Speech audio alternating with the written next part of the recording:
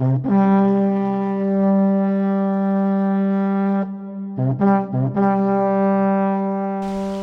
y'all, iRix Guy here, and I want to talk about this question that a lot of people often have, and that's whether to use what's referred to as a prime lens or a zoom lens. Now, if you're not familiar with cameras, and I've been learning as I go, learning from others, learning from YouTube, but you may not know the difference. Now, the lens that I'm using to film this video, and you can find it in the camera and this lens, all of it within this video's description, but the camera that I'm using to film this video is A6300 with a 16-35, and it's that's the zoom lens. Now, this lens on this camera, A7R2, is a prime lens. It's fixed at 85 millimeters.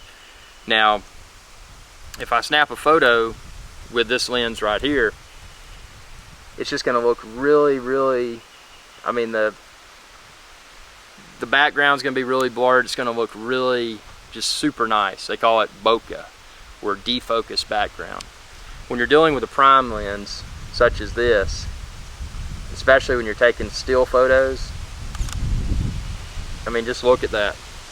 It's next to impossible to beat that performance with a zoom lens. With that being said, there are multiple zoom lenses that offer great bokeh. Some of the advantages to zoom lenses are that with a zoom, if you've got a zoom that, say a 24-70 or a 16-35 in my case, you've got a nice range, so you're likely not going to have to travel with multiple lenses. And that's an advantage also from a dust perspective, because anytime you take your lens off of your camera, you run the risk of introducing dust, dirt, sand, and or other elements into your camera's body, and depending upon how severe that is, it could potentially be something that, just blowing using a little air thing and cleaning it out may not be sufficient. And check out my other videos. I'm going to post a lot of videos on how I care for my camera. Obviously, you would never want to touch the sensor or use anything on the sensor that could be damaging.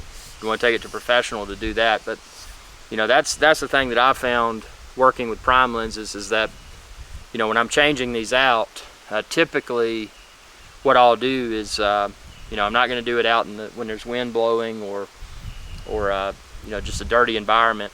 And I also before I take the lens off, I always make sure that the camera body is clean, so that when I pop the lens off, that it's likely not going to have any dust or dirt that's on the camera body and or lens itself fall into the camera's body. So that's what I've just mentioned there. That's a huge disadvantage for many people when you're dealing with prime lenses, because you're popping on and off a lot to get the perfect amount of zoom for the shot.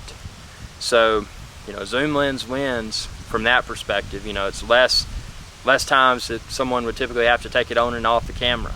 It can, and in some scenarios, if somebody gets the perfect zoom lens for them and they only shoot a 24-70, for example, I mean, that's a very versatile lens, and you can find it within this video's description too. But that's something that for most people, walking around, traveling and capturing stills and or videos, that may be perfect. And then likewise, the 16-35 that I'm using, it may be well suited for a lot of people to travel with as well. But some people, even if they're using zoom lenses, they may want to have let's say a 16-35, a 24-70, and then they may want to take some high quality portraits while they're on vacation, so they may pack a prime lens in with that as well, which in my case I'm using the 85 millimeter Batis. And yeah, it's really, there's no right or wrong answer for this, and that's something that I constantly searched when I was trying to figure out photography and video, and I never could find a solid answer. But as a result of going out in the field and trial and error, I found for me that what I like when I'm out in the field, I like to have, number one, I like to have this A7R2 because it's just a wicked good camera.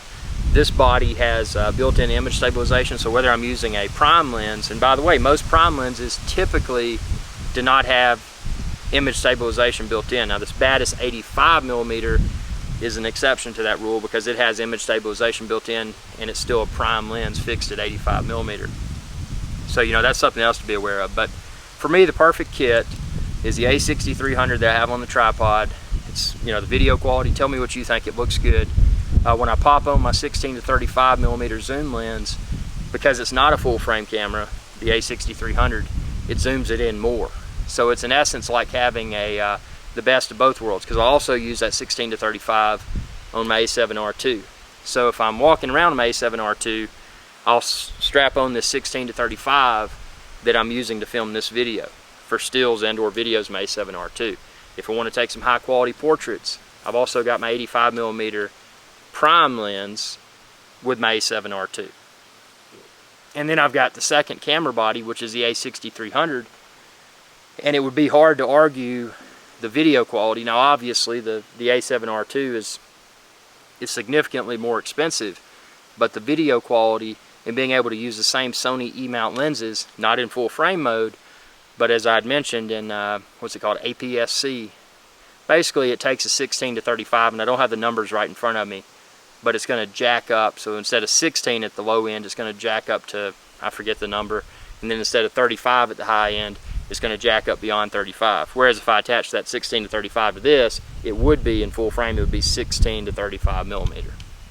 So what am I traveling with? I'm traveling with this A7R2 camera body that has the 85 millimeter attached to it when I'm traveling. I'm traveling with the A6300 that has the 16 to 35 attached to it while I'm traveling.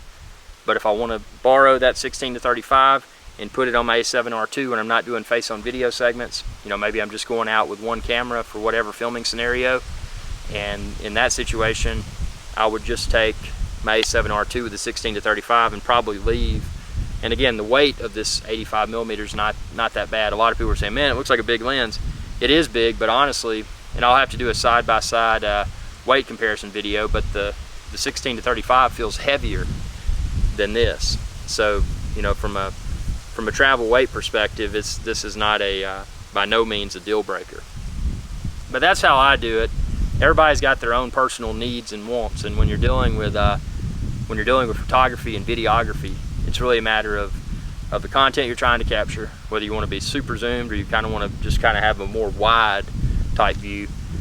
So figure out what you need and then expand upon your lens collection. And again, I use a combination of zoom and prime lenses, but it's going to be hard with a zoom lens to meet or exceed the quality, the image quality, both from a video and photo perspective.